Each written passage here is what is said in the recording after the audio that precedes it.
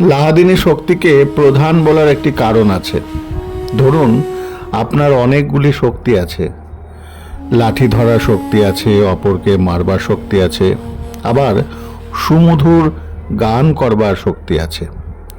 এর মধ্যে কোন শক্তিটি আপনি বেশি প্রশংসা করেন, বা কোন শক্তিটি বেশি প্রশংসনীয় হবে? ওই গীত শক্তিটা। কারণ যে শক্তির দ্বারা অনেকজন সুখ পায়, সেই সুখটাই হবে প্রশংসনীয়। তেমনি গোবিন্দের অনেক শক্তি, সংহারিণী শক্তি, পালনী শক্তি, সৃজনী শক্তি ও আনন্দদায়িনী শক্তি। এর মধ্যে কোনটি প্রশংসনীয় হবে?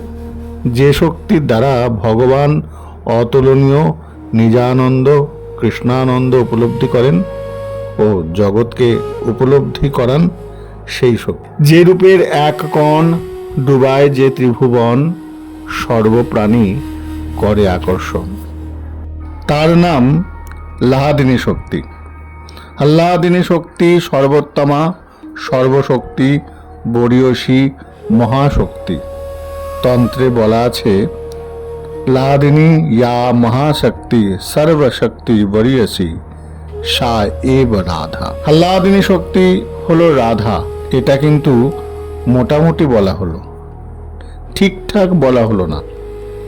কেন বলা হলো না? চৈতন্য চৈতামৃত বলছেন, লাহাদিনীর সার প্রেম, প্রেম সার ভাব, ভাবের পরম কাষ্ঠা নাম মহাভাব। মহাভাব স্বরূপিণী রাধা ঠাকুরানী। রাধা লাহাদিনী বটে, যেমন দুধই সব, ছানা সেটাও দুধ, দই সেটাও দুধ, ক্ষীর সেটাও দুধ, ঘি সেটাও দুধ। তথাপি যেমন পাকের তারতম্যের দামের তফাৎ, তেমনি লাহাদিনী শক্তি মোটামুটি দুগ্ধস্বরূপ। তার থেকে পাক হয়েছে আগে লাহাদিনীর সার কোনটা? প্রেম, যেটা সাধন। জীব ঠিক ঠিক সাধন করলে এই পর্যন্ত পেতে পারে।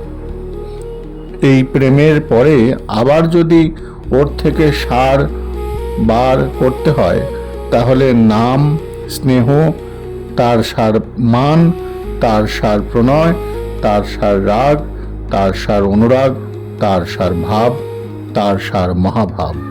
আর প্রেম থেকে এতটা সারাংশ করে মহাভাব হয়েছে।